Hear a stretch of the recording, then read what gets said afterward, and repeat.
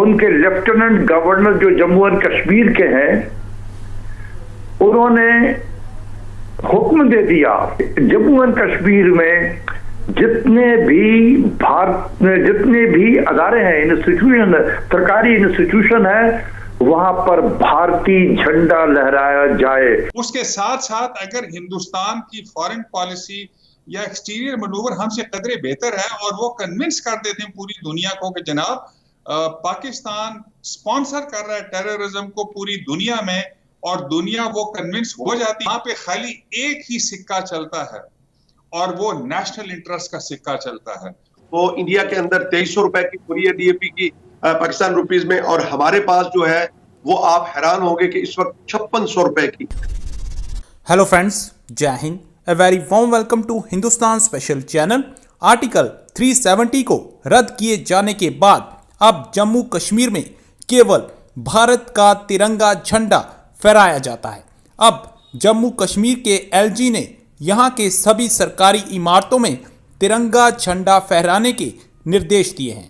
اس نردیش کے انوسار سبھی سرکاری عمارتوں پر ترنگا جھنڈا پھہرایا جایا کرے گا۔ اس نردیش سے پڑوس میں جیسے دھواں اٹھنا شروع ہو گیا ہے، اور پاکستانی میڈیا یہ بتا رہا ہے کہ اب جموں کشمیر کی سبھی سرکاری عمارتوں پر ترنگا جھنڈا پھہرایا جایا کرے گا۔ دوسری طرف پاکستان کے حالات دن پرتی دن بدتر ہوتے جا رہے ہیں۔ کھیتی میں تو پاکستان کی بینڈ بج چکی ہے۔ کھادے جیسی چیزیں بہت مہنگی ہونے کے کارن پاکستان کی کھیتی بہت مشکل ہو گئی ہے۔ آج کی ویڈیو میں پاکستانی میڈیا نے اور کیا کہا، so guys let's start this very interesting video. یہ ہوا کیوں ہے یہ میں بتانا چاہتا ہوں کہ دیکھیں کئی دنوں سے یہ باتیں ہو رہی تھی کہ پاکستان، ہمارے یہاں کاٹن کراپ ٹھیک نہیں رہا ہے، بہت کم پیداوار گر گیا ہے، تو ہمیں ضرورت پڑے گی کاٹن کی، تو ہم ہندوستان سے منگائیں گے۔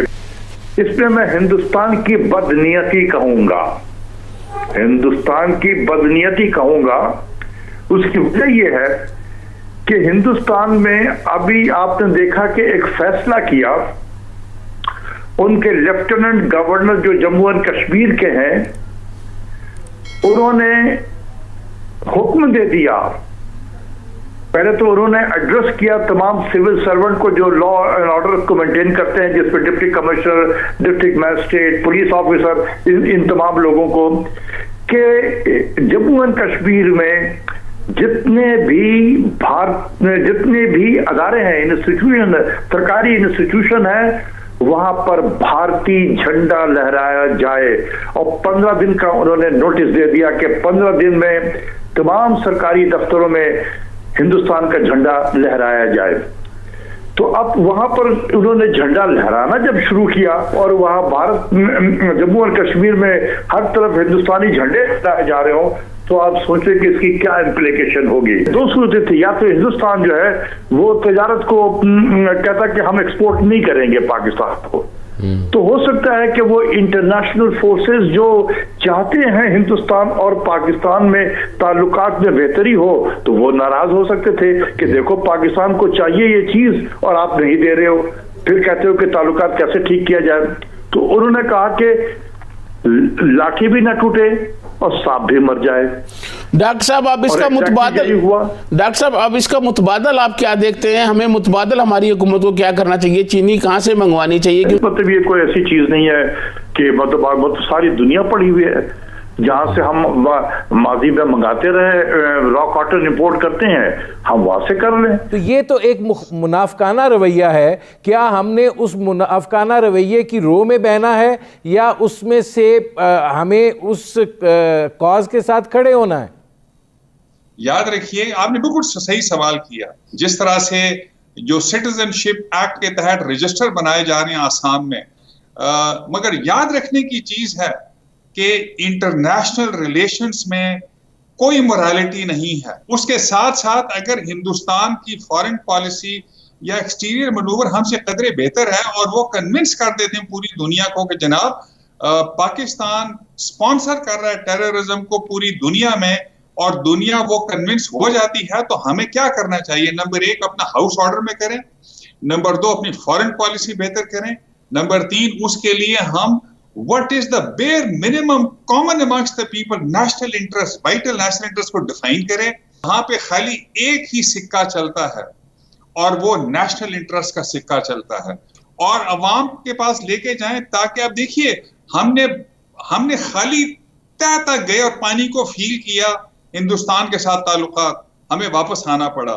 लेकिन आई थिंक हम में विल पावर है, ऑल्दो ये परमानेंस है इस चीज को कि नेशनल इंटरनेशनल रिलेशंस में कोई भी इखलाकियात की का अमल दखल नहीं है. सबसे पहले बीज हमारे पास नहीं है, बुनियादी चीज है. आप ये देखें कि हमारी पैदावार 18 से 20 मन है और बाहर जो है वो 40 से 50 मन है कॉटन की.